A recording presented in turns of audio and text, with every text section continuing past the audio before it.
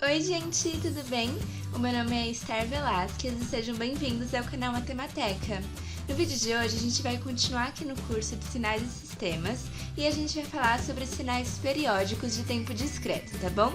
Então antes de começar, já curte aí embaixo, se inscreve no canal e vamos lá!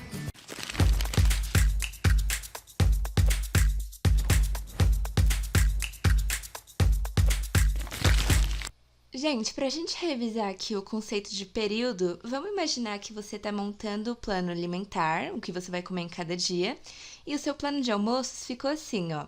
No primeiro dia você vai comer macarrão, no segundo frango, no terceiro feijoada e no quarto estrogonofe. E depois disso você vai repetir, no dia 5 macarrão de novo, dia 6 frango, dia 7 feijoada, dia 8 estrogonofe. E assim vai repetindo a cada 4 dias. Então fica uma coisa basicamente assim, né? Macarrão, frango, feijoada, estrogonofe. Macarrão, frango, feijoada, estrogonofe. E assim vai a cada 4 dias. Então você está tendo uma alimentação periódica que está se repetindo. E o período fundamental dessa alimentação é N igual a 4, porque a 4 dias você está repetindo o que você come.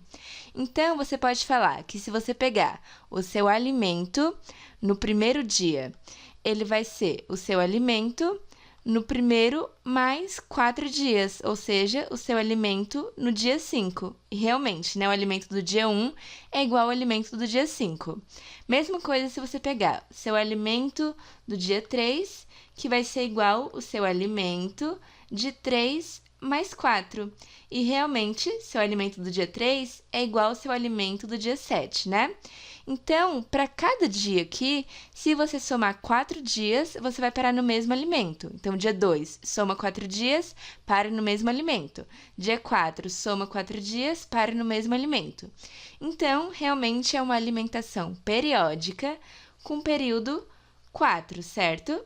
Mas uma coisa que a gente tem que entender quando a gente tem algo periódico é que a gente leva em conta o período fundamental, né, que é o menor valor positivo, que vai condizer aqui com o período, só que a gente também pode usar os múltiplos desse período fundamental. Então, se você pegar 2 vezes 4, que é 8, se você somar 8 dias em cada dia aqui, você também para na mesma alimentação. Se você fizer 5 vezes 4, que também é um múltiplo do período fundamental, ou seja, 20 dias, se você somar 20 dias em cada uma dessas alimentações, vai continuar dando o mesmo alimento. Então, se você somar 20 dias no dia 3, dia 23 também vai ser feijoada, porque 20 é um múltiplo do período fundamental. Tá dando para entender, gente? Então, quando a gente tem uma coisa periódica, essa coisa vai se repetir a cada k vezes n amostras, sendo k um número inteiro, tá bom? Então, em 1n, 2n, 3n, sendo n o nosso período fundamental. Então, agora sim, vamos falar sobre os sinais periódicos de tempo discreto. Gente, todo sinal periódico de tempo discreto vai satisfazer essa equação aqui para algum valor de n, que é o nosso período fundamental. Então, por exemplo, aqui, em x de 0, a gente tem ele valendo 1, né, e aqui vale 2, e o x de 0 é a mesma coisa que o x de 2, ou seja, o x de 0 é a mesma coisa que o x de 0 mais 2, certo? Agora, o x de 1. O x de 1 é a mesma coisa que o x de 3. Então, o x de 1 é a mesma coisa que o x de 1 mais 2. O que a gente consegue reparar aqui? Que a cada 2 amostras, o nosso sinal está se repetindo. Ó, por exemplo, aqui, o x de menos 1 é igual ao x de 1. Então, o x de menos 1 é a mesma coisa que o x de menos 1 mais 2. Então, de fato, gente, você pode pegar a amostra que for aqui, que se você somar 2 aqui no eixo horizontal, você vai chegar na mesma coisa. Ó, 2 unidades depois, mesma coisa, 2 unidades depois, mesma coisa, e assim vai. Então, a gente pode falar que n igual a 2 é o nosso período fundamental desse sinal. É o menor valor positivo para o qual o nosso sinal está se repetindo. Agora, se você pegar outro valor de n, vamos falar n1 igual 2 vezes 2. Então, N1 igual a 4. O sinal também vai se repetir a cada 4 amostras. Ó, 1, 2, 3, 4. Chega no mesmo lugar.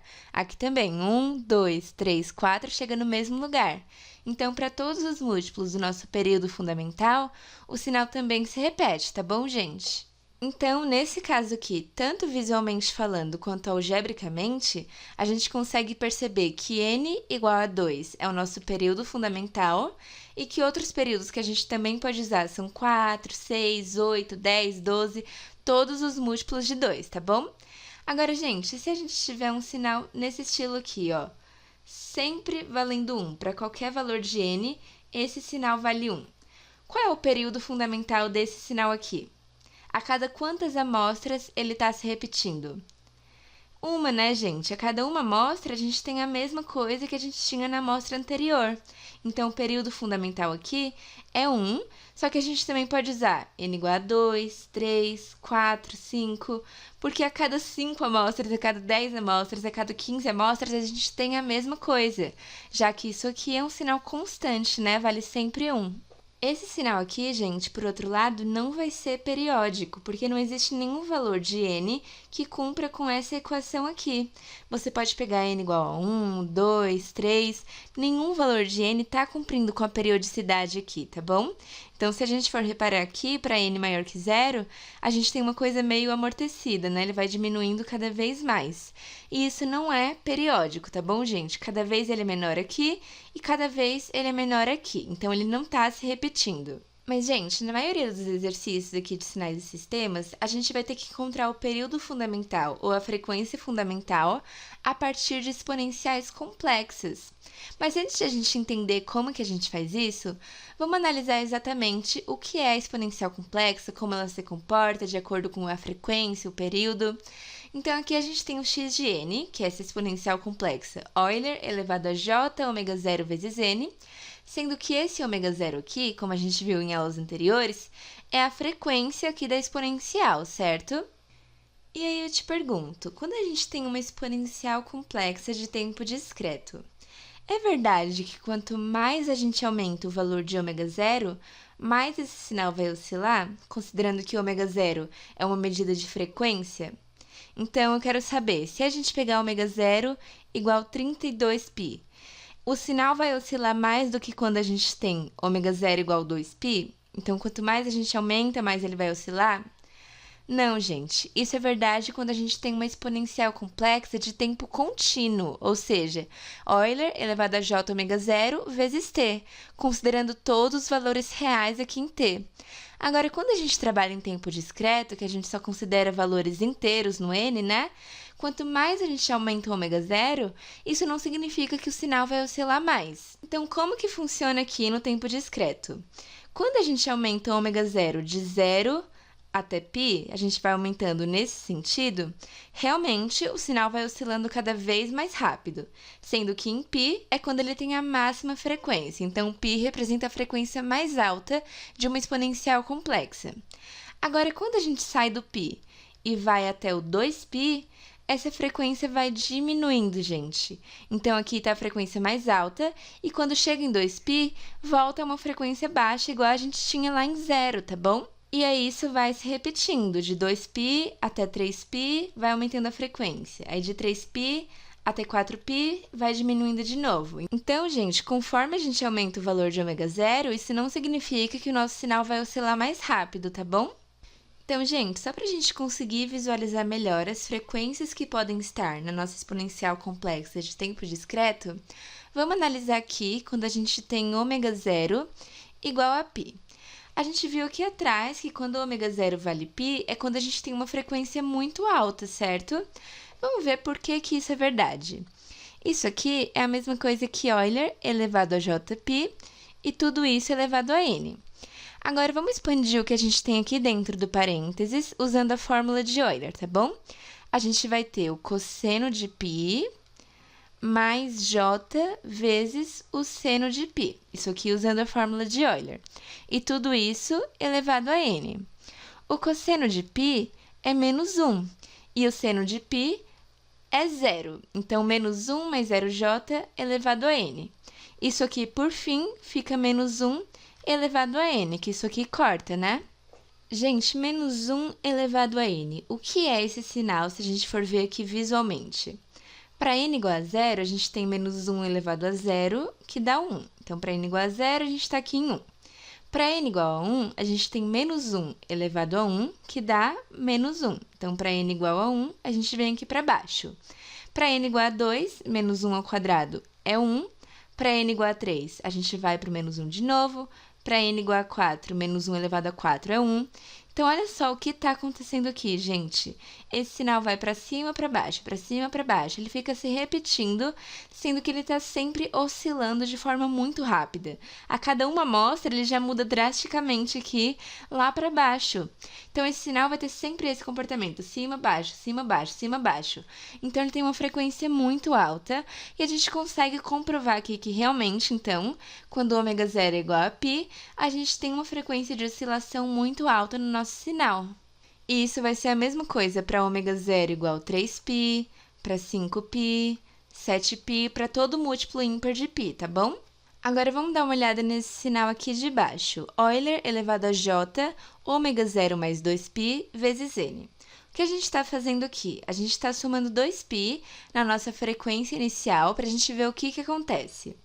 Bom, isso aqui vai ficar Euler elevado a j ômega zero vezes n, fazendo distributivo aqui, e fazendo para o segundo termo, j vezes 2π vezes n. Aqui, como a gente tem uma soma dos expoentes, a gente pode separar na multiplicação das potências. Então, Euler elevado a j ômega zero vezes n, vezes Euler elevado a j 2π vezes n. Isso aqui vai ficar Euler elevado a j ômega zero vezes n. E aí, o segundo termo a gente pode expandir na fórmula de Euler, né? Então, vamos colocar o parênteses, igual a gente fez aqui em cima, e expandir o que a gente tem aqui dentro. A gente vai ter o cosseno de 2π mais j vezes o seno de 2π. E tudo isso elevado a n. O cosseno de 2π é igual a 1 e o seno de 2π é zero. Então, o que a gente vai ter aqui é Euler elevado a j ômega zero n, e aqui fica 1 elevado a n. Só que 1 elevado a n, gente, é sempre igual a 1. Então, fica Euler elevado a j ômega zero n vezes 1, que dá o próprio Euler elevado a j ômega zero vezes n. O que eu quis provar aqui, gente? Que quando a gente vai aumentando nossa frequência aqui no tempo discreto, a gente não vai aumentando a oscilação do nosso sinal. A gente para exatamente nos sinais que a gente tinha antes. Então, você pode ter o ômega zero que for aqui. Se você aumentar ele em 2π, em 4π, em 6π, em múltiplos pares de π, você vai sempre parar no mesmo Euler j ômega zero n que você tinha antes.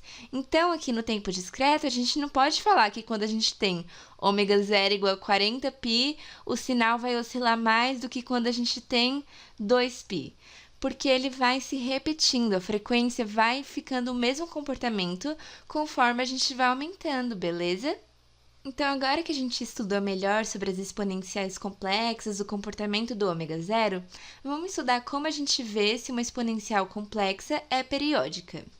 Gente, para que nosso sinal seja periódico, a gente tem que ter Euler elevado a j ômega zero n igual Euler elevado a j ômega zero n mais o período fundamental, ou então algum múltiplo dele. E como que a gente sabe se isso aqui vai realmente acontecer? Primeiramente, vamos fazer a distributiva aqui do ômega zero, tá bom?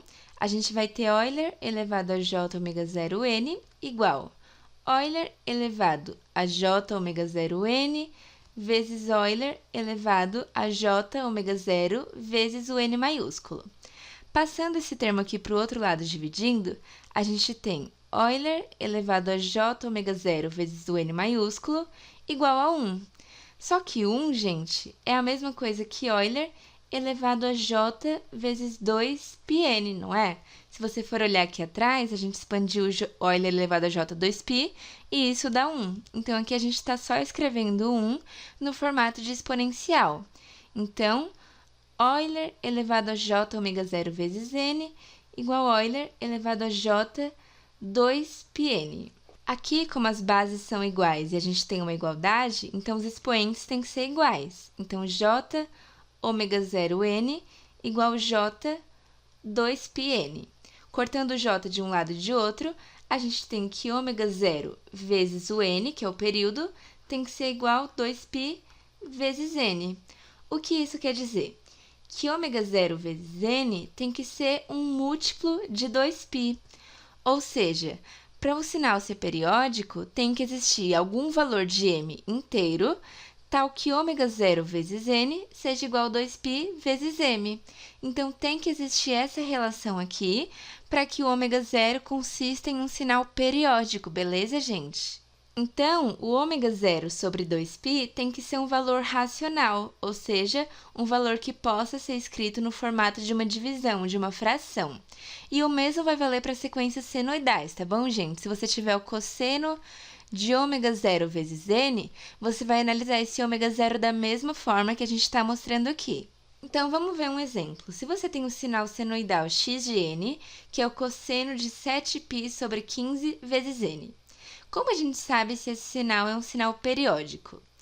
Gente, no caso, a gente tem aqui o nosso ômega 0, que é 7π sobre 15. A gente tem que comprovar que ômega 0 sobre 2π pode ser escrito como m sobre n, de uma forma racional.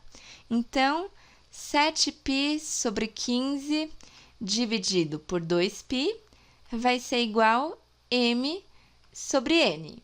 Cortando o π aqui com esse π, a gente vai ter 7 sobre 2 vezes 15 igual m sobre n. Então, 7 sobre 30 é igual a m sobre n. Multiplicando em cruz, a gente tem 7n igual a 30m. E, portanto, o n, que é o nosso período fundamental, é 30m sobre 7. Gente, tem algum valor de m aqui que, se a gente substituir, a gente vai ter um período fundamental inteiro, porque já que a gente está lidando com tempo discreto, esse n aqui tem que ser um valor inteiro, né? Existe algum valor de m que cumpra com isso? Bom, se m for igual a 1, vai continuar dando um valor não inteiro, né? 30 sobre 7 não dá um valor inteiro. Se m for 2, também não. Se m for 3, também não. E assim vai até a gente chegar em m igual a 7. Se m for igual a 7, a gente tem n igual a 30 vezes 7 sobre 7, aí corta em cima e embaixo e a gente tem um valor inteiro, que é n igual a 30. Portanto, o período fundamental desse sinal aqui é 30. A cada 30 amostras, a cada 30 valores de n, o sinal vai se repetir, beleza, gente? Então, o que a gente fez aqui? Primeiramente, a gente colocou ômega 0, que é a nossa frequência aqui, sobre 2π. E a gente tinha que comprovar que isso pode ser escrito de forma racional, como uma divisão de números inteiros. E realmente pode, né? 7 sobre 30, uma divisão de números inteiros. Então, a gente descobriu que é periódico, mas qual é o período fundamental? Para isso, a gente precisava isolar o n, que é o período fundamental, e descobrir qual valor de m que a gente podia colocar aqui para ser inteiro. O menor valor de m que a gente pudesse substituir para dar um número inteiro ia dar para a gente o nosso período fundamental aqui, beleza? Se a gente for ver o comportamento desse sinal, de fato, a gente pode ver que só em 30 é que ele começa a se repetir. Antes disso, gente, não tem repetições. Você pode até falar, mas esse aqui é igual a esse primeiro que a gente tem. Tá, mas e depois? O de depois não é igual ao depois daqui. Então, só a partir do 30, a partir disso aqui, é que a gente tem a mesma coisa que a gente tinha aqui no começo, tá bom? Então, o período fundamental desse sinal é n igual a 30. Gente, e esse sinal aqui? Será que ele é um sinal periódico? É o cosseno de n sobre 4. Uma coisa que a gente tem que lembrar quando a gente está lidando com tempo discreto é que a gente só considera valores inteiros de n. E isso aqui pode impedir ali que o sinal seja periódico. Então, vamos ver aqui nesse caso. Aqui a gente tem ômega 0 igual a 1/4, certo? Então, a gente vai fazer 1/4 sobre 2π é igual a m sobre n. Gente, isso aqui vai ficar 1 sobre 8π igual a m sobre n. Gente, aqui a gente está conseguindo escrever ômega sobre 2π no formato da divisão de dois números inteiros? Não estamos, né? Porque a gente tem 1 sobre 8π, e π é um número irracional, então isso aqui não está escrito como uma divisão de números inteiros. Agora, se a gente isolar o n aqui, a gente vai ter n igual a m vezes 8π. Tem algum valor de m que, se a gente colocar aqui, vai fazer o n ser inteiro? Gente, você pode colocar o valor inteiro de m que for aqui. Você pode colocar m igual a 1, 2, 100, 200, pode ser o valor de m qualquer aqui, que seja inteiro, mas o n nunca vai dar um valor inteiro, por causa desse π que a gente tem aqui. Portanto, esse sinal não é um sinal periódico, tá bom, gente? Não existe um valor inteiro de m, tal que n seja igual a m vezes 8π. Então, não vai ser periódico. E conforme a gente pode ver aqui no comportamento do sinal, ele parece muito ser periódico, gente. Quando a gente olha assim, a gente pensa, tá se repetindo ali. Mas não, gente. Se a gente for parar para analisar, olha só, esse valor aqui seria correspondente a esse, né? O último aqui da onda de baixo. Só que esse aqui é maior do que esse. Se a gente for parar para analisar certinho, ele está mais para baixo. Mesma coisa esse aqui, ó. Ele está mais para baixo também. Então, a gente não tem uma repetição aqui, gente. Visualmente falando, parece muito que ele está se repetindo, mas ele não tá. Você pode adotar o valor de n que for aqui, que o seu sinal não vai ser periódico. O comportamento dele é diferente em cada ciclo que a gente tem aqui, beleza? Gente, só para a gente entender melhor, porque não tem como alguns sinais serem periódicos, embora sejam originados por senoides, vamos dar uma olhada nesse sinal aqui, que é o cosseno de 7π sobre 15 vezes t, em tempo contínuo. Então, é aquele sinal que a gente tinha em tempo discreto, 7π sobre 15 vezes n, só que o correspondente em tempo contínuo. Se a gente for ver, o período desse sinal, ou seja, quando ele começa a se repetir, é aqui em 4,286. E aí, gente, quando a gente vai vendo as repetições desse sinal em tempo discreto, são todos números não inteiros, né? Sempre tem uma vírgulazinha aqui, exceto em 30. Então, 30 é um múltiplo de 4,286, e aí, portanto, nesse número inteiro é que a gente vai ter o período fundamental lá no tempo discreto, porque é o menor valor inteiro onde ocorre uma repetição aqui.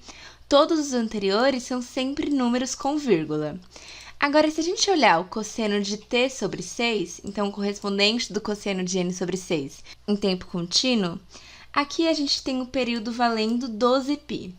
Gente, você pode ir infinitamente aqui para a direita, para a esquerda, que você nunca vai encontrar um valor aqui no período que vá ser um inteiro, um múltiplo de 12π que seja inteiro. É sempre irracional, porque está sempre multiplicando π. Então, por isso que a gente não conseguiu encontrar nenhum valor inteiro aqui para ser o período fundamental do cosseno de n sobre 6. Deu para entender? Então, aqui, a gente conseguia encontrar um valor inteiro para ser o período fundamental. Mas aqui, no vermelho, como o período é 12π, não tem como a gente encontrar um n inteiro para ser o período fundamental em tempo discreto. Para fechar, vamos fazer esse aqui. A gente quer determinar o período fundamental desse sinal aqui, que é a soma de duas exponenciais complexas. Então, gente, primeiramente, a gente vai encontrar o período fundamental dessa, que a gente vai chamar de N1, e depois o período fundamental dessa, que a gente vai chamar de N2. Então, vamos lá, encontrar N1. Na primeira exponencial, a gente tem ômega zero igual a 2π sobre 5. Então, vamos fazer 2π sobre 5 dividido por 2π é igual a m sobre n. Cortando o π de cima com o π de baixo, a gente vai ter 2 sobre 2 vezes 5 igual a m sobre n. Então, 2 décimos igual a m sobre n. Dividindo aqui por 2 em cima e embaixo, a gente tem 1/5 igual a m sobre n. Bom, gente, a gente já conseguiu escrever o ômega zero sobre 2π como a divisão de dois números inteiros. Mas qual é o nosso período fundamental N1 aqui? Ó, N1 tudo aqui, tá bom, gente? Qual é o nosso período fundamental? Bom, vamos isolar aqui o N1. A gente tem N1 igual 5m. qual é o menor valor inteiro de m que a gente pode colocar aqui, tal que n1 vire um valor inteiro? A gente pode colocar o próprio m igual a 1, certo? Se m for igual a 1 aqui, a gente vai ter n1 igual a 5 vezes 1, então n1 igual a 5. Portanto, o período fundamental aqui da primeira exponencial vale 5, tá bom?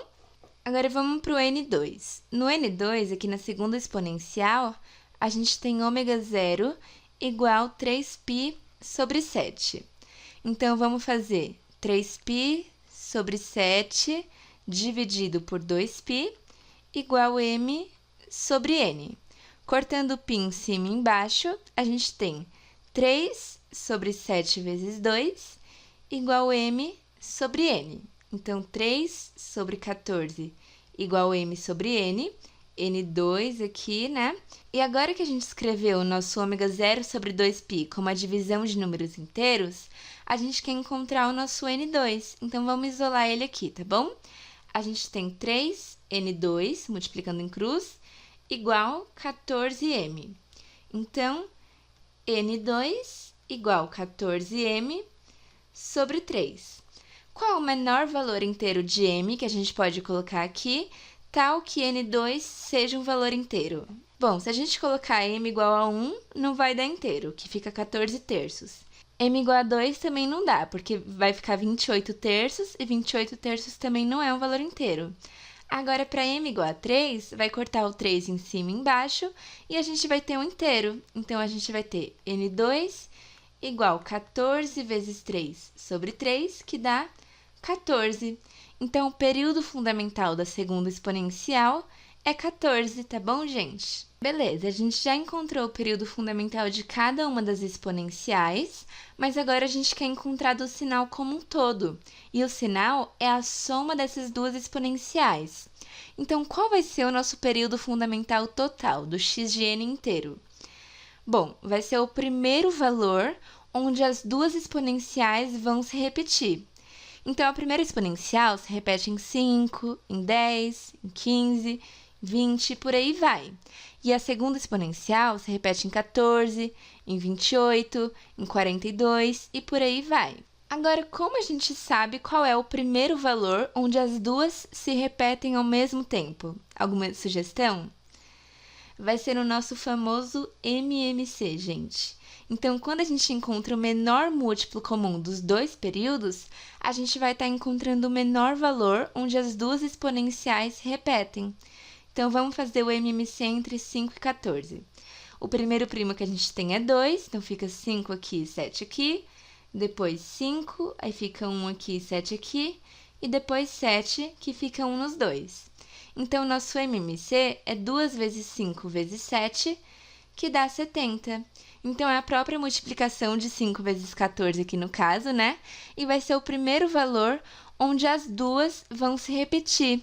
Então, gente, o nosso período fundamental de x de n é n igual a 70. A cada 70 amostras, esse sinal vai se repetir, beleza? Bom, gente, então foi isso no vídeo de hoje. Eu espero que vocês tenham gostado. Não esquece de curtir, se inscreve no canal, compartilha com seus amigos e segue o canal Matemateca lá no Instagram pra ficar por dentro de tudo, tá bom? Então, a gente se vê no próximo vídeo, gente. Beijo!